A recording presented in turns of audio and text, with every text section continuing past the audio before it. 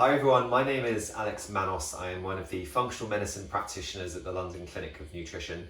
And I wanted to create a little video today to discuss some of the foods that might be helpful to have in our cupboards, fridges and freezers at this point in time, and to hopefully give you some ideas and inspiration around batch cooking, and again, really just to support us, especially when we want to be reducing the frequency at which we're visiting our shops or supermarkets.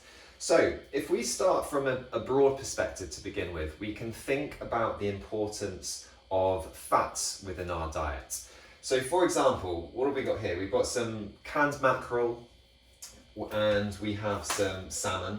These are going to be providing us with some of those anti-inflammatory omega-3 fatty acids, which we know help modulate the immune system, and we know that they can be beneficial when it comes to our gut microbiome as well. And as many of you will already know, 70-ish% of our immune system is found within or surrounding the digestive tract, and the microbiome plays a key part within that. So everything we can do to support our microbiome at this point in time is going to be supporting us from an immune perspective. We've also got things like avocados, we've got nuts. I am a big fan of Brazil nuts just because of their texture and flavour. I think a variety of nuts is going to be the most important thing. But using Brazil nuts as the example, they are a fantastic source of selenium. And selenium is one of the most important minerals when we think about our immune system. We've got nut butters that are becoming obviously very popular and a great thing to have in the cupboards that aren't going to go off very quickly. And we've got some organic ghee that we just got off Amazon as well. So all of these are going to be healthy immune modulating fats that are providing us with key nutrients, selenium being just one example. Ghee from a food perspective is a relatively good source of vitamin A and vitamin D. So these are things that we want to be having in the cupboards that are going to be supporting us at this point in time. Now, going back to the gut microbiome and the importance of it, this is where I think soups can be really helpful. So this is a leek and potato soup that I took out the freezer this morning. Leeks are obviously a prebiotic food, so they are helpful in supporting the diversity of our gut microbiome. So leeks, onions, garlic, asparagus are really helpful in supporting our digestive health and by default supporting our immune system. So these sort of vegetable soups I think are an easy way of getting into batch cooking. You can just take them out the night before if you want to defrost them and have them the following day, but they'll defrost very quickly, so if you take them out in the morning you'll have an option for lunch. And actually what I've got simmering here, feeling like a chef, is essentially a lamb's mincemeat dish. So what we did is we bought some lamb mincemeat from the supermarket. Last week we chopped up a whole bunch of vegetables, put them into individual bags and then froze them. So in here we've also got some carrots, some mushrooms, some celery, some peppers, some onion, and that is now simmering with a can of tomatoes. And I've thrown in some herbs in there as well. So in this one, we've just got some mixed herbs that I put in.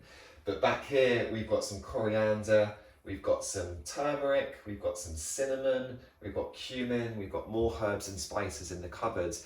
And these herbs and spices are packed full of various plant compounds that we know support our immune system as well. So not only will they be directly supporting the immune system, but they are a very simple way of increasing the diversity of our plant foods.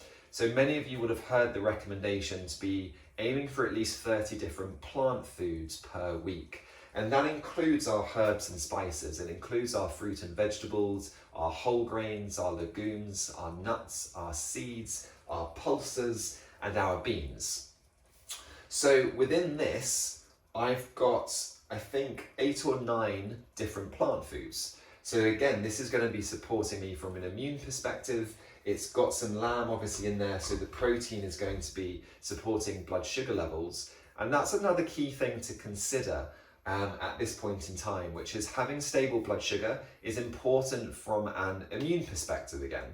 So if we're thinking about trying to have a well-modulated immune system, then we need to be thinking about our blood sugar control. And everything we've mentioned today is going to be supporting blood sugar balance. So incorporating proteins, incorporating healthy inflammatory fats, incorporating some of these plant compounds are all going to be helpful from that perspective.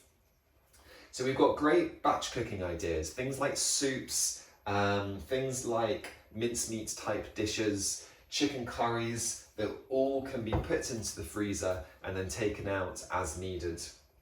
We've got some good snacks for those of you that do like to have the odd snack. I would recommend limiting it to the best of your ability at this point in time, partly because we're probably a little bit more sedentary than we once were with the restrictions in place at the moment, but also I think it's helpful to really aim for probably a maximum of 3 meals per day when we're thinking about our immune system, when we're thinking about our gut microbiome and our overall health.